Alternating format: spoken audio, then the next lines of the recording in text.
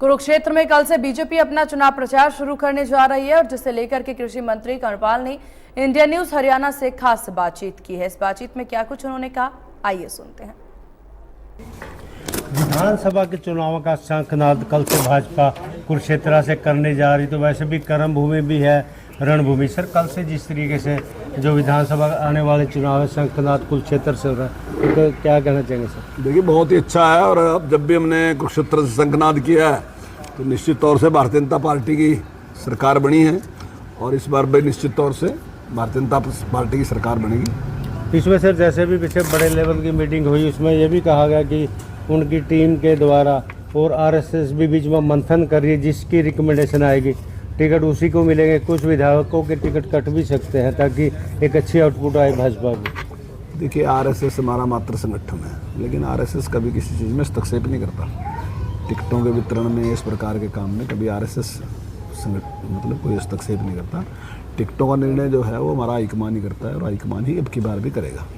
वो ठीक है कि कहीं कहीं हम राय ले लेते हैं, वो बात दूसरी है, लेकिन कोई टिकटों के मामले में कभी हस्तक्षेप आरएसएस ने आज तक किया नहीं। इसमें सर बात करें, जैसे पिछली बार 75 पार का नारा था और इस बार क्योंकि जो भाजपा कहती है कि तीसरी बार जो है भाजपा की सरकार आ रही है, तो क्या खास या क्या इस बार विशेष मुद्दा रहने वाला सर? देखिए, विशेष मुद्दा तो है विकास। हमारा एक ही मुद्दा है, विकास विकास विकास। और वो विकास जो है निष्पक्षता के साथ विकास, बिना किसी भेदभाव के विकास। हर व्यक्ति जो योग्य है उसको, उसका जो अधिकार है उसको बिना किसी भेदभाव के उसको देना, यही हमारा मुद्दा है और उसको हमने इम्प्लीमेंट किया। खाली हमारा नारा नहीं है। आज से पहले सरकारें जो नारा देती थी उसके बिल्कुल उल्ट काम करती थी, लेकिन हमने जो कुछ कहा उसको बिल्कुल इम्प्लीमेंट करके दिखाया।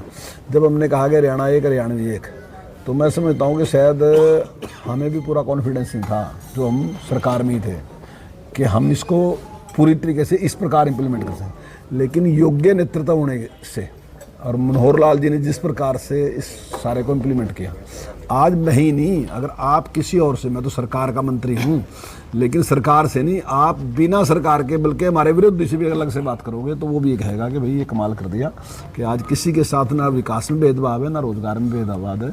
उसको योग्यता के हिसाब से, उसकी जो योग्यता है उसके हिसाब से उसको उसकी चीज़ मिल रही है। इसमें सर जो विपक्ष की बात हम करते हैं कि विपक्ष जो मनोहर लाल जी का छोड़ना और जो इधर से नायब सैनिक आना, ये मानते कि भाजपा ने तो पहली हार मान ली थी, जो मुख्यमंत्री बदल दिया। नहीं, देखिए, तो पार्टी का निर्णय है किसके हाथ में कौन सी जिम्मेदारी देनी है।